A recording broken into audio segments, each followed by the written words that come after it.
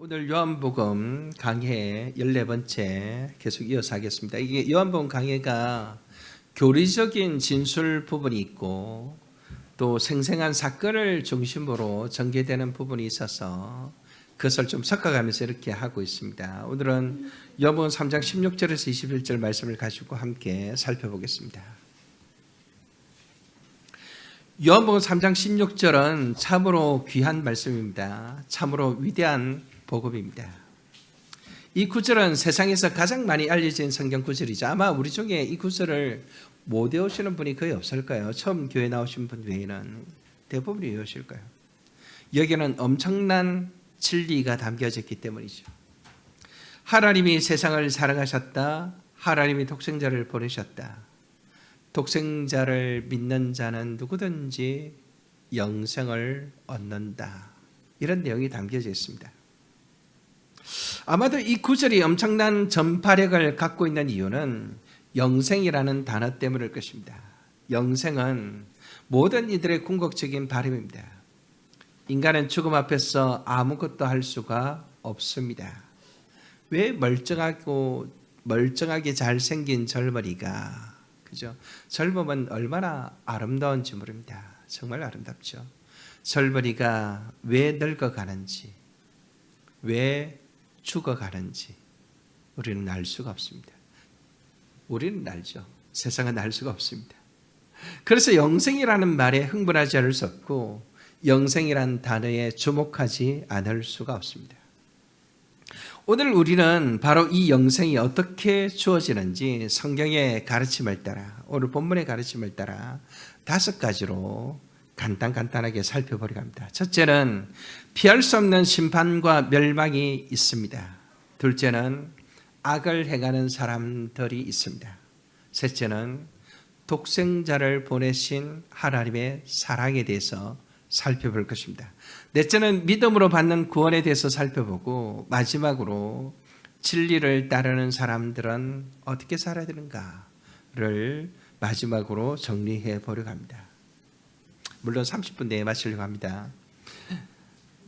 자, 첫 번째로 오늘 본문에 보면 피할 수 없는 심판과 멸망이 아주 분명하게 언급되어 있습니다. 여러분 16절에서 18절을 보십시오. 하나님이 세상을 이처럼 사랑하사 독생자를 주셨으니 이는 그를 믿는 자마다 멸망하지 않고, 이렇게 되어 있죠. 하나님이 그 아들을 세상에 보내신 것은 세상을 심판하려 하심이 아니요 그를 믿는 자는 심판을 받지 아니하는 것이요 하나님의 독생자 이름을 믿지 아니함으로 벌써 심판을 받은 것이라. 멸망이라는 단어가 한 번 나오고 심판이라는 단어가 3번 나옵니다.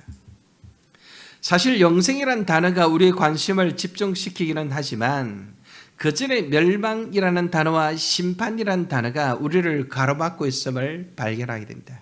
그죠? 멸망과 심판, 참으로 거북한 말입니다.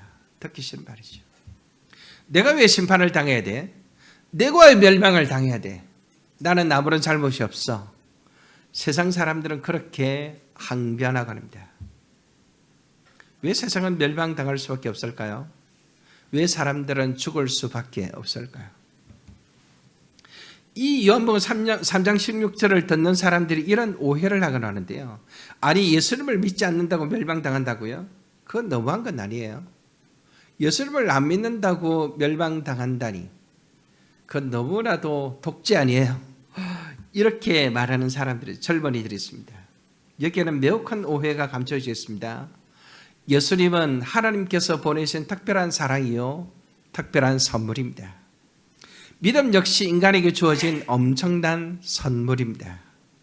이 선물이 주어질 수밖에 없는 인간, 이 선물이 주어지지 않으면 안 되는 인간의 상태를 잘 모르니까 이런 항변을 하게 되겠죠.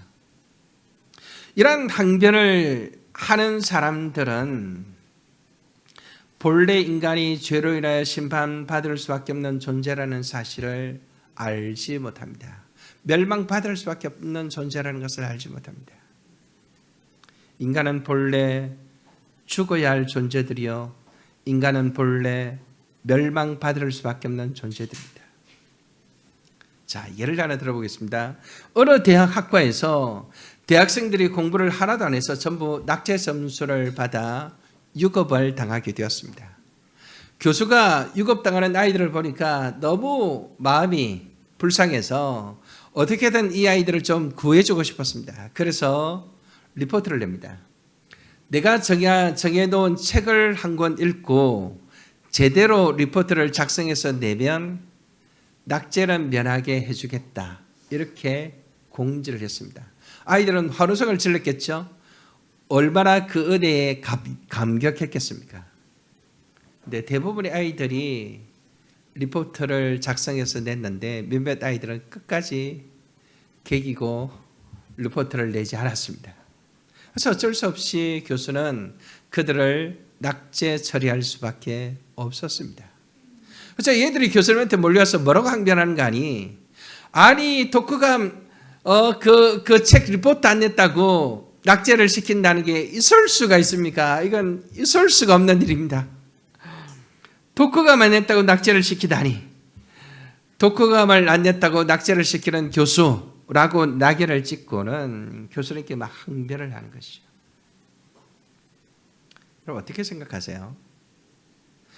본래 낙제를 당한 것은 리포트를 안 내서 낙제를 당한 것이 아니라 자기들이 받아야 될 점수를 못 받았기 때문에 낙제를 이미 당한 것입니다. 낙제를 받을 수밖에 없는 상태였습니다. 그때 교수가 그들을 불쌍히 여겨서 그 낙제로부터 벗어날 수 있는 길을 은혜로 주셨습니다.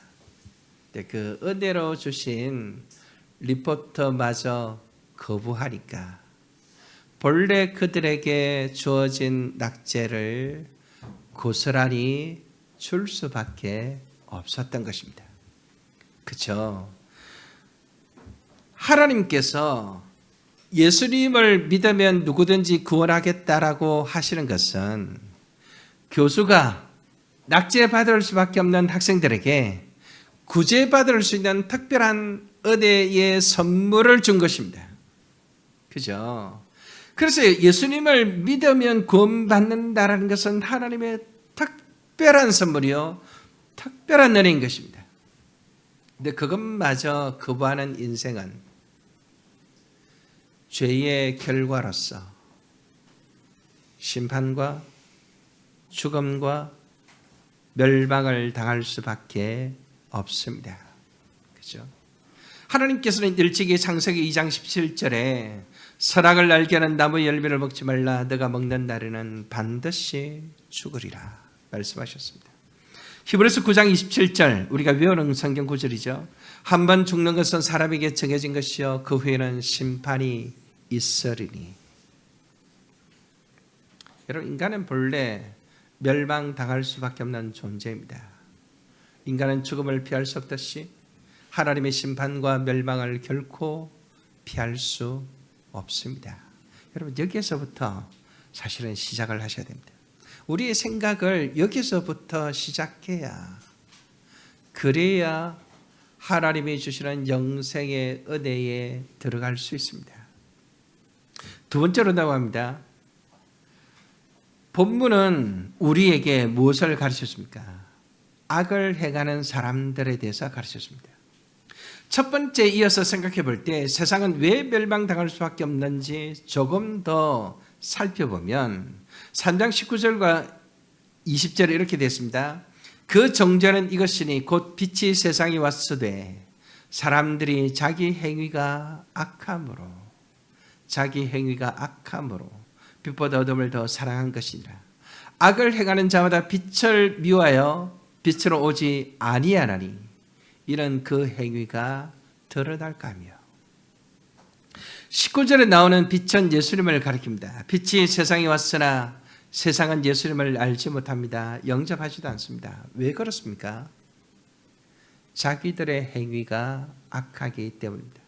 악하기 때문에 빛으로 나올 수 없습니다. 악하기 때문에 어둠을 사랑하여 어둠 속에 머뭅니다. 옛날에는 죄로 인하여 심판을 받는다고 말하면 사람들이 움찔하며 좀 두려워하기라도 했습니다. 근데 요즘은 죄를 죄로 여기지도 않습니다. 죄나 악함을 언급하면 반발하고 노여합니다. 네가 뭔데 나를 건드려, 이러는 거죠. 그래서 복음을 전하기가 점점 더 어려워지고 죄를 말하기가 점점 더 무서워지는 시대에 살고 있습니다. 왜 이렇게 되었을까요? 개인주의가 너무나 득세하여 각자 개인의 인격이 하나님의 자리에 올라서 버렸기 때문입니다. 이제 판단은 하나님의 판단을 받는 것이 아니라 자기가 자기를 판단하는 시대가 되었기 때문입니다. 이제 사람들은 그 누구도 자기를 판단하는 것을 용납하지 않습니다. 로마서는 이러한 인간의 악함에 대해서 하나님께서 어떻게 취급하시는지 확실하게 보여줍니다. 로마서 2장 2절에서 5절에 보면 이런 일을 행하는 자들, 이런 일은 앞에 나오는 악행들을 말합니다. 이런 일을 행하는 자에게 하나님의 심판이 진리대로 되는 줄 우리가 아노라. 5절, 다만 내 고집과 회개하지 아니한 마음을 따라 진노의 날 곧 하나님의 의로운 심판이 나타날 그날이 말 진노를 내게 샀는도다. 여기 2절에 언급된 이런 일은 1장 28절에서 32절에 나오는 합당하지 못한 일들을 말합니다. 불의, 추악, 탐욕, 시기, 살인, 분쟁, 비방, 교만, 악을 도모하는 것 등등입니다. 이외에도 많이 나오는데 제가 몇 가지만 추려보았습니다. 이런 일을 행하는 자들에게 하나님의 심판이 진리대로 임한다고 성경이 말합니다. 바울은 일찍이 말세에 일어날 현상에 대해서, 죄악의 현상들에 대해서 우리에게 경고하며 알려주었습니다. 디모데후서 3장 1절에서 5절에 나오죠. 여러분 이거 잘 들어보십시오. 들으시면서 오늘 우리에게 해당되는 것이 몇 가지인지 한번 생각해 보십시오. 손으로 꼽아 보십시오. 총 19개입니다. 19개 중에서 우리 시대에 해당되는 것이 몇 가지인가를 생각해 보는 겁니다. 너희는 이것을 알라. 말세에 고통하는 때가 이르러. 첫째, 사람들이 자기를 사랑하며, 둘째, 돈을 사랑하며, 셋째, 자랑하며, 교만하며, 비방하며, 부모를 거역하며, 감사하지 아니하며, 거룩하지 아니하며, 무정하며, 원통함을 풀지 아니하며, 모함하며, 절제하지 못하며, 사나우며, 선한 것을 좋아하지 아니하며, 배신하며, 조급하며, 자만하며, 쾌락을 사랑하기를 하나님 사랑하는 것보다 더하며, 경건의 모양은 있으나 경건의 능력은 부인하리. 19개입니다. 이 같은 자들에게서 내가 돌아서라. 여러분 10가지, 여기 19가지 죄악을 바울이 나열하고 있습니다. 말세 이런 죄악들로 인해서 고통을 당할 것이다 이렇게 말했죠. 이 죄악들은 어둠의 속성을 가지고 있습니다. 이 중에 목사님 이건 아닌 것 같은데요 라고 말할 수 있는 게 있을까요? 사람들은 이런 악은 저지르지 않습니다 라고 항변하고 싶은 항목이 있습니까?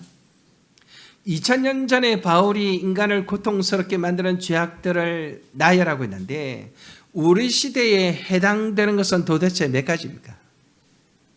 많은 사람들이 물었는데, 많은 청년들이 물었는데 믿는 자나 믿지 않는 자나 대답은 항상 같았습니다. 다, 전부요, 뺄 게 하나도 없네, 이런 식으로 사람들이 반응하는 것을 제가 경험했습니다.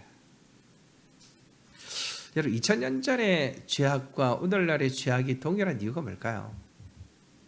죄가 동일하기 때문에 죄의 열매인 죄악이 동일한 것입니다.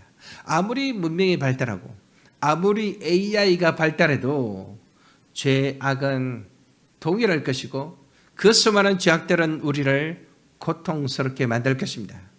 그런 고통을 겪으면서 죄의 실체를 생각하게 되고 그 죄로 인해서 멸망과 심판을 행하실 수밖에 없는 그 하나님 앞에 무릎을 꿇지 않을 수가 없는 것입니다. 세 번째로 넘어갑니다. 하나님은 자신의 죄악으로 인해 멸망당할 수밖에 없는 우리들을 위해서 어떻게 하셨을까요? 그냥 내버려 두셨을까요? 독생자를 보내주셨습니다. 사실은 이 앞에 이 두 가지를 깊이 생각해야 요한복음 3장 16절에 비로소 가슴에 와닿는 것입니다. 3장 16절에서 18절을 보십시오. 하나님이 세상을 이처럼 사랑하사 독생자를 주셨으니 이런 그를 믿는 자마다 멸망하지 않고 영생을 얻게 하려 하심이라. 하나님이 그 아들을 세상에 보내신 것은 세상을 심판하려 하심이 아니요 그로 말미암아 세상이 구원을 받게 하려 하심이라. 그를 믿는 자는 심판을 받지 아니하는 것이요 믿지 아니하는 자는 하나님의 독생자 이름을 믿지 아니하므로 이미 심판을 받은 것이라 말했죠. 죄로 인해서 심판을 받은 상태인 것입니다. 16절에서 독생자로 언급되신 이분은 17절에서 그 아들 즉 하나님의 아들로 묘사되어 있습니다. 이분이 누굽니까? 예수 그리스도이십니다. 예수님께서 세례를 받을 때 하늘에서 하나님께서 이렇게 말씀하셨습니다. 너는 내 사랑하는 아들이라. 너는 내 사랑하는 아들이라. 하나님의 독생자는 하나님이십니다. 소의 새끼가 소고 고양이의 새끼가 고양이듯이 하나님께로부터 나신 독생자는 하나님이십니다. 우리가 2주 전에 완전한 하나님이시면서 완전한 인간이신 예수님에 대해서 이미 묵상을 했기 때문에 오늘은 좀 이 부분은 넘어가겠습니다. 어쨌든 예수님은 완전한 하나님으로서 이 땅에 오셔서 완전한 인간으로서 이 땅에 사셨습니다. 그렇게 십자가에 달려 죽으셨습니다. 하나님께서 우리를 위해 독생자를 주셨다는 말씀이 무엇을 의미하는지 빌립보서 2장 6절에서 8절에 담겨져 있습니다. 빌립보서 2장 6절에서 8절을 읽고 묵상하노라면 어떤 전조를 머리 끝에서부터 발끝까지 흐르는 전조를 숨길 수가 없습니다. 어떻게 온 우주 만물을 만드신 하나님께서 인간의 몸을 입고 올 수 있다는 말인가? 어떻게 무한하신 하나님께서 유한 속으로 들어올 수 있다는 말인가? 모든 것을 아시고 모든 것을 행하실 수 있는 그분이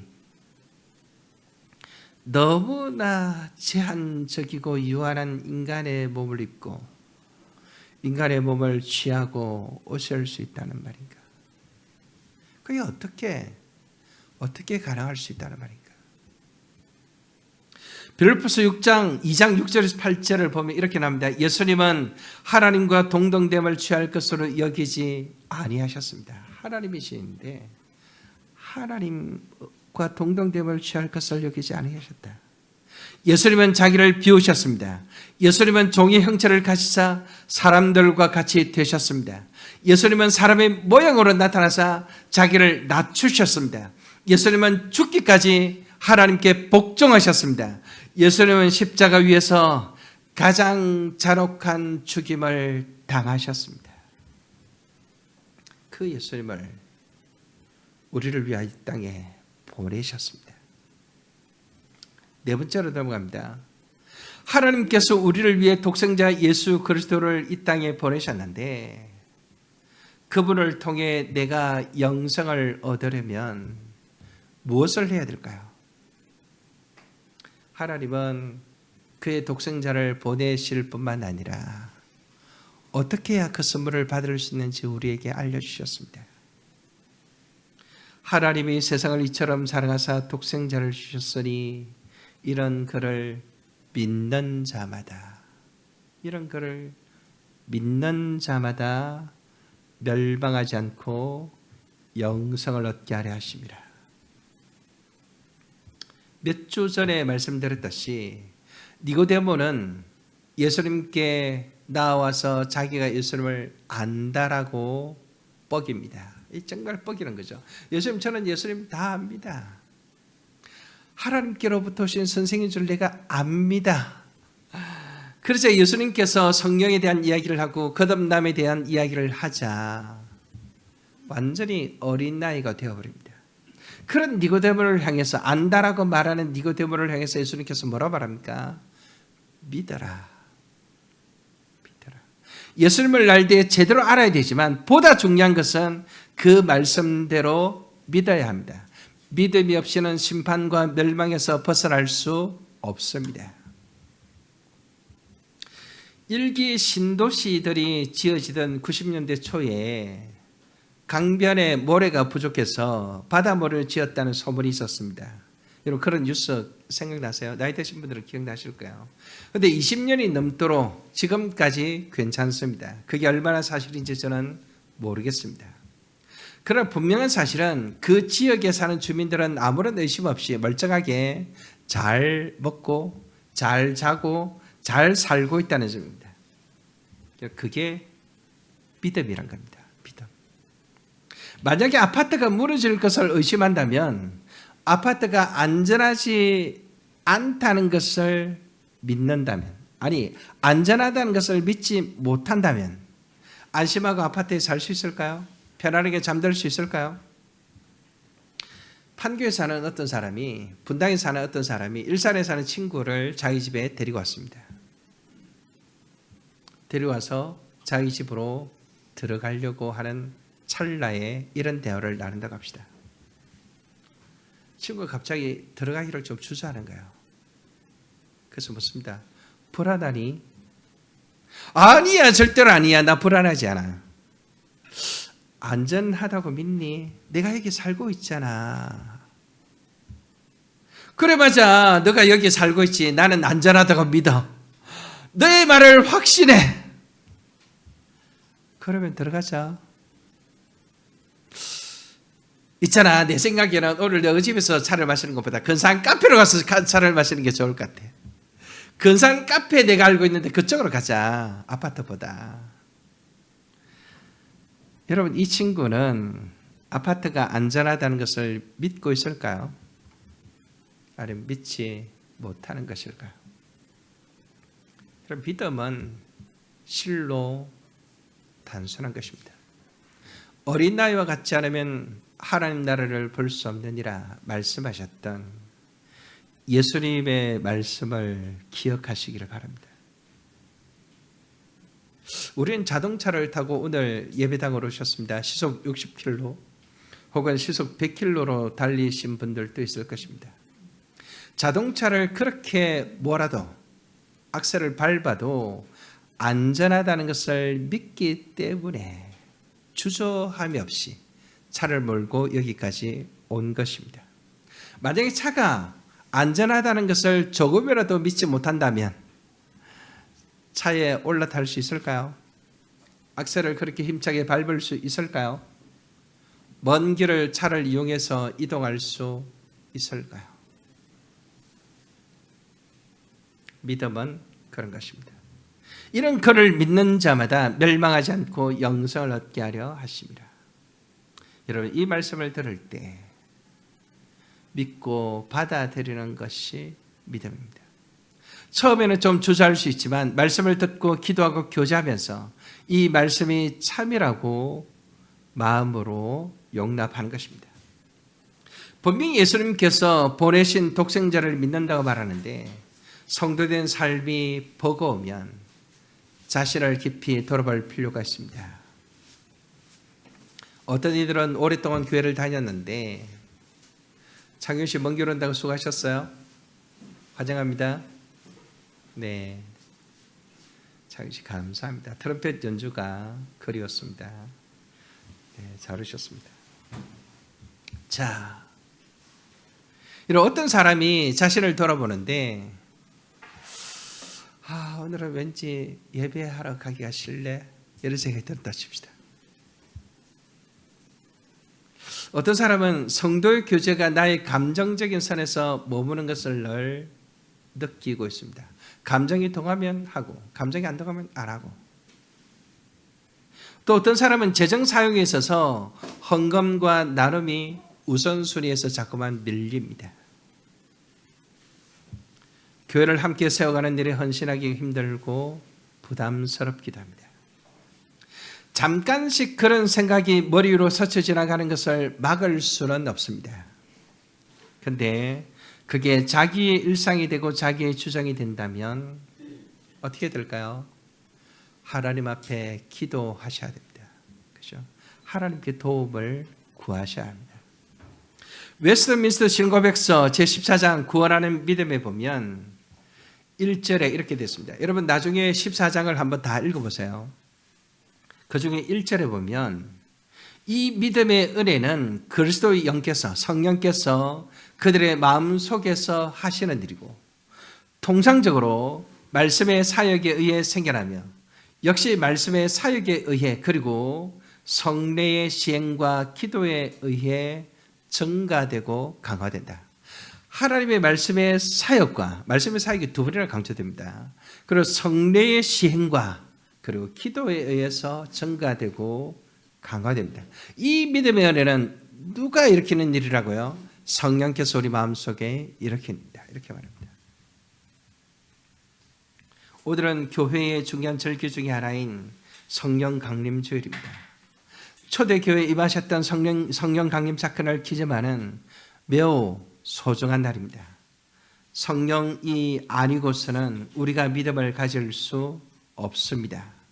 그리고 이 믿음은 말씀의 사역에 의하여 생겨나고 말씀의 사역과 성례의 시행과 특별히 기도로 강화되고 증가됩니다. 우리가 왠지 말로는 믿는다고 말했는데 그 믿는 게 믿는 것 같지 않다라는 생각이 조금이라도 든다면 어떻게 될까요? 말씀에 집중하셔야 됩니다.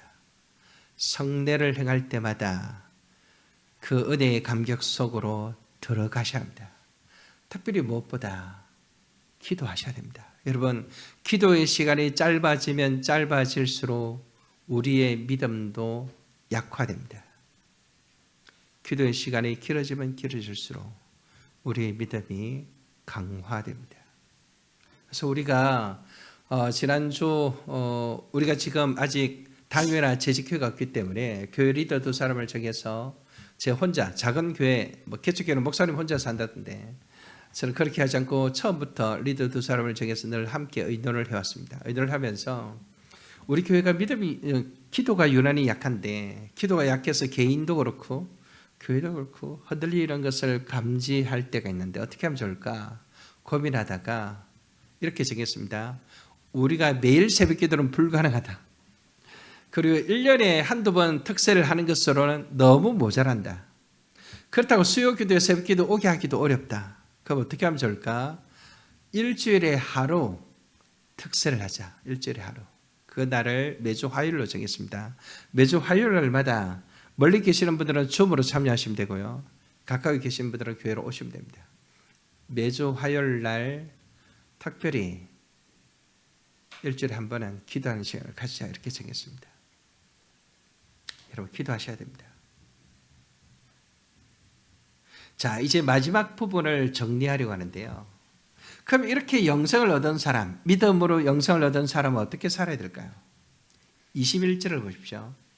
진리를 따르는 자는 빛으로 나니 이런 그 행위가 하나님 안에서 행한 것임을 나타내려 함이라 하시니라.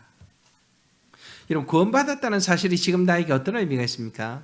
저는 제가 이마트 카트를 얘기하면서 카트에 실린 물건을 얘기하면서 하나님의 소유, 하나님의 돌보심, 하나님의 지키심에 대해서 강조했는데 오늘은 좀 다르게 강조하려고 하는데요. 구원받았다는 사실이 지금 나에게 어떤 의미가 있을까요? 천국행 티켓을 땄으니까 이제 안심일까요? 뭘 하든 상관이 없을까요? 적당히 죄짓고 적당히 회개하고 그렇게 반복해서 살면 되는 걸까요? 사실 유대인들이 그런 삶을 살았습니다. 자신들은 하나님의 백성이니까 하나님은 자신들을 버리지 아니하실 거니까 겉으로 경건을 유지하면서 율법을 지키면서 살면 된다고 여겼습니다. 때마다 제물을 드리고 때마다 11조를 드리고 때마다 성전 기도를 하고 때마다 주일을 지키면서 안식일을 지키면서 그렇게 경건을 유지하면 된다라고 생각했습니다.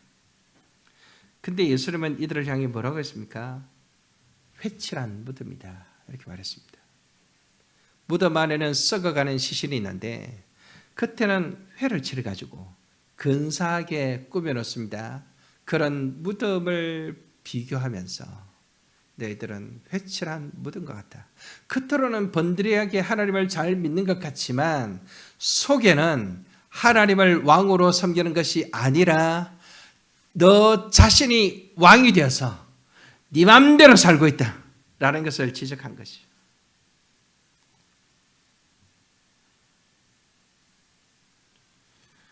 그래도 유대인들은 회개할 줄을 몰랐습니다. 회개하기를 거부했습니다. 거부하는 정도가 아니라 진리를 따르고 진리를 증거하시는 예수님을 핍박했고 예수님을 멸시했고 예수님을 십자가에 못 박았습니다. 오늘날 그리스도인들은 어떻습니까? 여러분 우리는 어떻습니까? 이 그리스도인이라고 말하니까 나는 예외인 것처럼 생각하는 사람들이 있는데 질문을 바꾸겠습니다. 오늘날 나는 어떻습니까? 어떤 사람들은 웃으면서 이런 농담을 하는 걸 제가 들은 적이 있습니다. 예수님께서 좀 천천히 오시면 좋겠어요. 요한계시록 공부할 때마다 애들이 보이는 반응 중에 하나가 이겁니다. 목사님 예수님 좀 천천히 오시면 좋겠어요. 그래서 제가 묻습니다. 왜 천천히 오면 좋겠어? 좀 나은 애는 이런 말을 합니다. 내가 죄 지은 게 많아가지고요. 좀 회개 좀 제대로 하고 오셨으면 좋겠어요. 이렇게 말하는 아이들은 좀 나은 애들입니다. 좀 덜 나은 애들은 뭐라고 말할까요? 세상이 좀 재밌는데 이제 뭔가 좀 살만한데 뭔가 이제 좀 내가 어른이 되어서 뭐가 좀 하고 싶은 일도 하고 장가도 가고 시집도 가고 내가 하고 싶은 일도 하고 뭐 그렇게 좀 살다가 좀 나이가 들면 그때 예수님 오시면 좋겠어요. 그렇게 말하는 것이죠.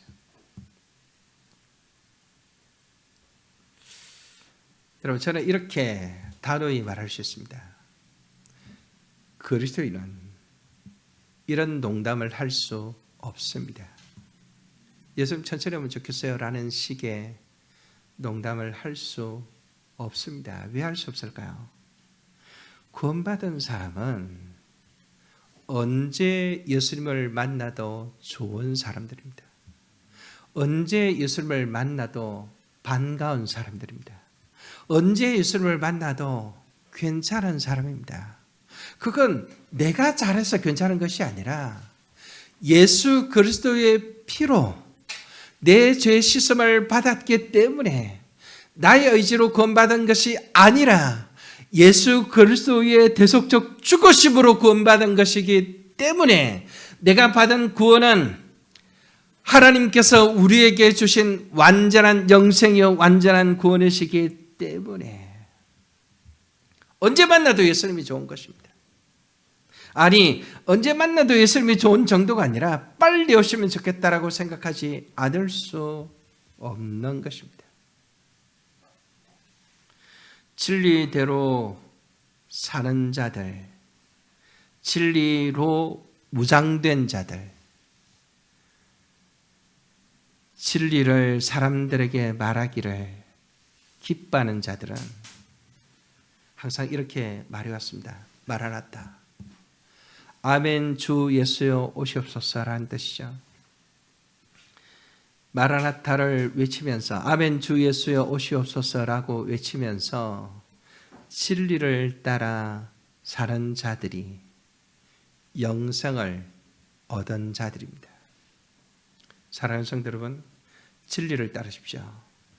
진리 안에 거하십시오. 진리로 무장하십시오. 진리를 향한 공격에 맞서 싸우십시오. 때가 악합니다. 혼란은 더욱더 가중될 것입니다.